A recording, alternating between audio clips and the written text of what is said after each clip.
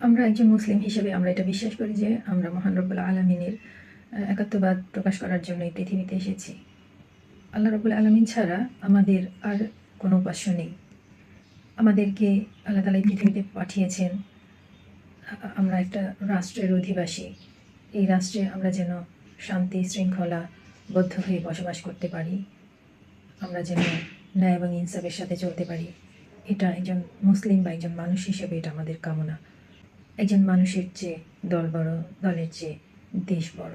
বাংলাদেশের যে সিচুয়েশন, হতাশাজনক, বিশৃঙ্খলা, ষড়যন্ত্রের মুখোমুখি দেশের মানুষ প্রতিনিয়তই সমস্যার মধ্যে দিয়েই যাচ্ছে। আর এই জন্য ভারত, আমাদের প্রতিবেশী দেশ, যাদেরকে বন্ধু রাষ্ট্র বলা হতো, তারা সর্বাত্মকভাবে এই ষড়যন্ত্রের অংশীদার। তারা এমন কোনো হেয় কাজ নেই, হীন কাজ নেই যেটা তারা করে না। এই দেশের মানুষের শান্তি নষ্ট করা, যারাই ভারতের এই সমস্ত ষড়যন্ত্রের বিরুদ্ধে কথা বলে আসছে, তাদেরকেই ভারতীয় আগ্রাসনের শিকার হতে হচ্ছে। এই বাংলাদেশকে একটা সুশৃঙ্খল রাষ্ট্র হিসেবে, ইনসাফের রাষ্ট্র হিসেবে যারা দেখতে চায়, তাদেরকেই কিলিংয়ের শিকার হতে হচ্ছে।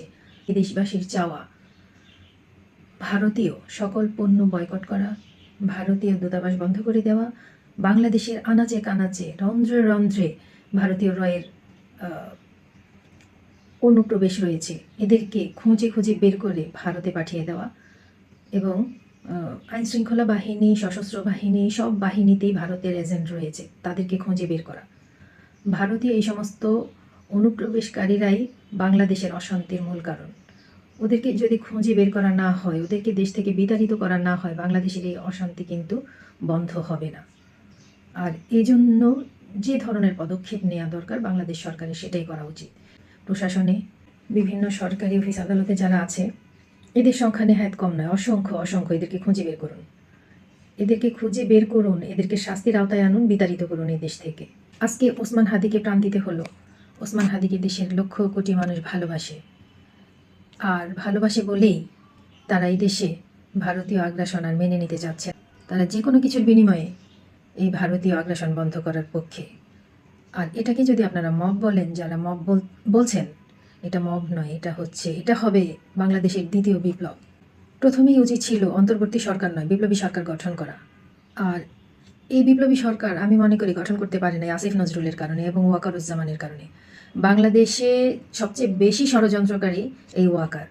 এই ওয়াকার এই সেনাবাহিনী থেকে যতদিন পদত্যাগ না করবে, তাকে যতদিন পর্যন্ত ক্ষমতাচ্যুত করা না হবে, ততদিন পর্যন্ত বাংলাদেশের এই ষড়যন্ত্র বন্ধ হবে না, বাংলাদেশের এই অস্থিরতা বন্ধ হবে না। এই ভারতীয় দালালদেরকে অবশ্যই চিহ্নিত করা উচিত।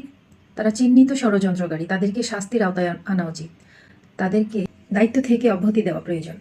আর এই ষড়যন্ত্রের সাথে যারা লিপ্ত আছে, যে দলই হোক, তাদের কাউকে ছাড় দেওয়া উচিত হবে না। বাংলাদেশের মানুষ শান্তি চায়, কোনো ষড়যন্ত্র আর মেনে নেবে না।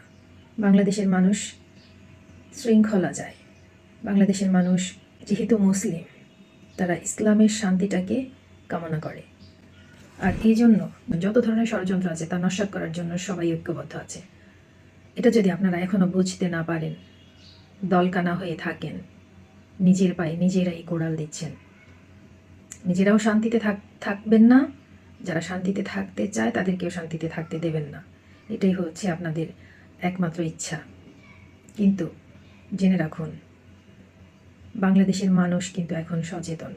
তারা মূর্খও নয়, তারা বোকাও নয়, তারা বোবাও নয়, কথা বলতে জানে। প্রত্যেকটা অন্যায়ের প্রতিবাদ খুব সুন্দর করেই কিন্তু করে দেখাচ্ছে।